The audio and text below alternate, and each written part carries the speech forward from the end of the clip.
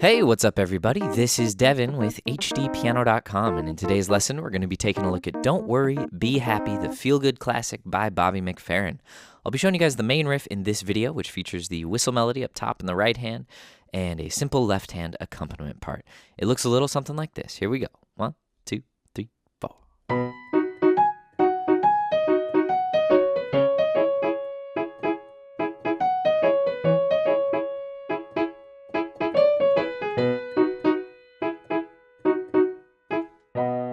All right, so that's one time through. Of course, it goes on to repeat.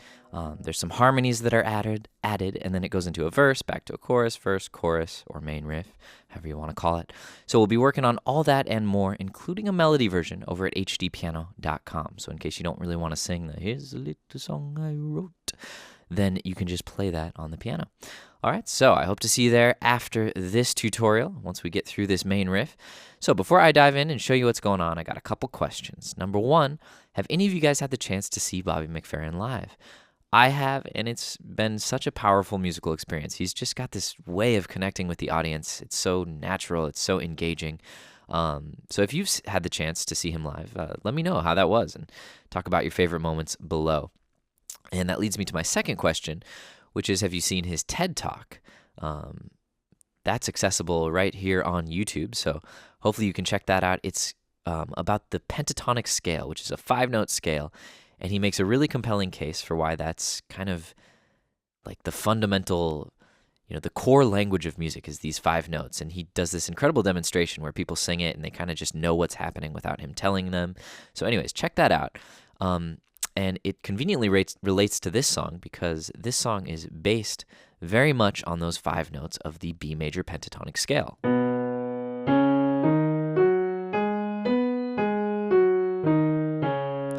All right, so I want you to get familiar with these 5 notes. That's B, C sharp, D sharp, F sharp, G sharp, and back up to B. All right. The melody in this entire song, I'd say like 95, 96, 97% of the time is just coming from those 5 notes, as well as the left-hand accompaniment part. There's just a few exceptions, but for the most part, that is all we need is those 5 notes. So if you're extra familiar with these 5 notes, then hopefully you won't spend too much time fumbling around on the keyboard searching for, which one is it, You just know, oh, it's got to be one of these 5. Okay, so we'll start with that. And first things first, let's just dive into the melody so we can get our bearings on what's going on there. Well, we're in the key of B major, so we start on a B, and we come down the scale. So B, G sharp, F sharp, and then we go up to G sharp, and then jump down to D sharp. Okay, got that much? Now we go. All right, so that's F sharp, D sharp, C sharp, B, and then up, up, down. So C sharp, D sharp, C sharp. Now we repeat that. All right, same thing where we start from the F sharp. And then we end with essentially,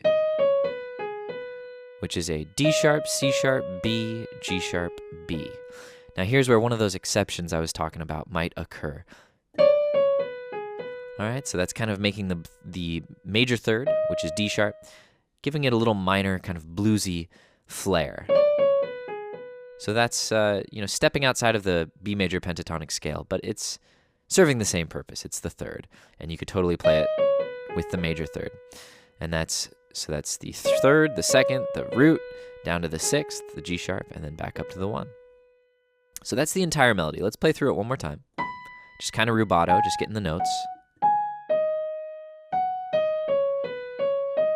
All right, now we repeat that phrase. Now here. All right, so I'm doing a little grace note into a D natural. All right, it gives it that bluesy touch. All right, so we've got the notes of the melody. Like I said, 5 notes. Pretty simple, right? Okay, so if this is out of your whistle range, you could just learn those same 5 notes in a different key, say the G major pentatonic scale or the D major pentatonic scale, and just play the 5 notes in that key, and then you could whistle it comfortably. So when a song is this simple, it makes it very convenient for transposing and adjusting the pitch and everything. Anyways, let's see. So where are we? So let's look at the rhythm here. So we've got this kind of like reggae swing feel. Boom, tip, tip, tip, tip, boom, tip, tip, tip, tip. Right. So if it were straight eighth notes, it would look something like this.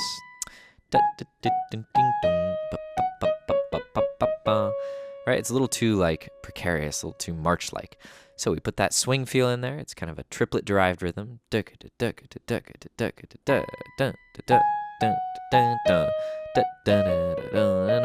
Right? So there's kind of that lilt, and the eighth notes are swung. All right, so I'm going to count the rhythm now. 1, 2, 3, 4, 1 and 2, 3 and 4 and 1 and 2, 3, 4, hold, 2, 3 and 4 and 1 and 2, 3, 4, hold, 2, 3 and 4 and 1, 2, 3, 4, 1, 2, play along.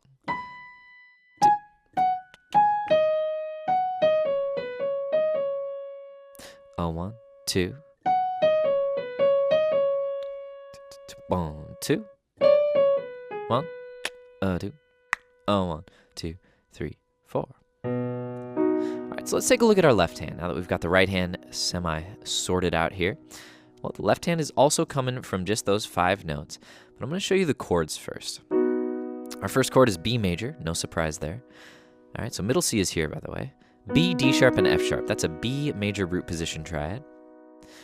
And our next chord is C sharp minor. We just take every note up a step in the B major scale. Oh, so I lied. All right, we've got E's in the left hand. All right, so the left hand has the 4th. It's a diatonic left hand, but it's not entirely pentatonic. Okay, so we have a C sharp, an E, and a G sharp. All right, and then our next chord is E major, which is E, G sharp, and B. So we'll be playing an E here and jumping up and grabbing an E and G sharp here. And then we go back to B. So there's 3 chords in this song. Not too crazy. But what gets a little tricky is jumping from the low bass note. Right, so we catch that low like vocal boom. And then we've got the doot, doot, doot, doot. Right, so it's we're trying to replicate his mini voices here on the piano. So we hit the low bass, a B, and we jump up and we grab D sharp and F sharp. So 1, 2, and 3, 4, and 1, 2, and 3, 4. So on our last one, so we were hitting beat 2 and beat 4 with eighth notes, swung eighth notes, 2 and 3, 4 and 1, 2 and 3, 4 and. But on that final 4, we're just going to hit 4, which buys us a little time to jump back down and catch the next bass note. So that's going to be C sharp, and then our right hand's going to come up and grab E and G sharp, and the same pattern applies.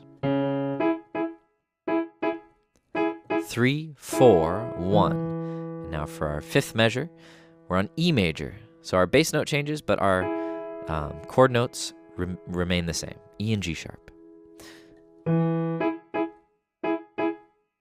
3, 4, and now we go back to B. 1, 2, 1, 2, 3, 4.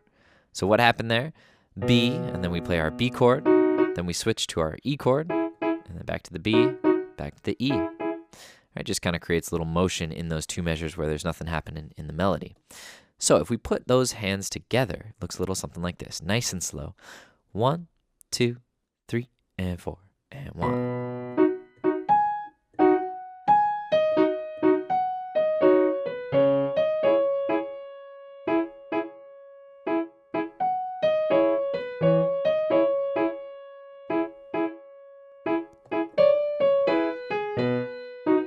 Up, down, up, and again.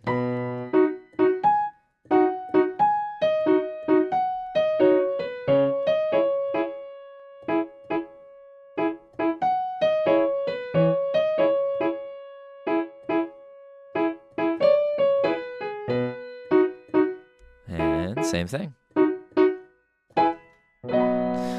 All right, so there you have it. That is the right hand melody with the left hand accompaniment part. Now, I understand some of you might be, a little more on the beginner side of things, and this is, definitely a large jump. It's not for the faint of heart. So, if you want to just keep your hand in one register, you totally can. You could just hold this chord, or you could kind of go like this. Right? Simplifies the part, just kind of takes out the low end.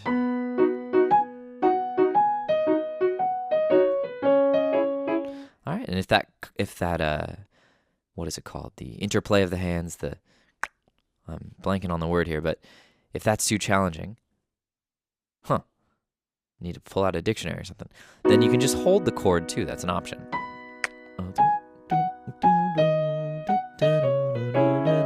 The priority here is making that melody sing and making sure it's rhythmic, in the pocket, and feels good.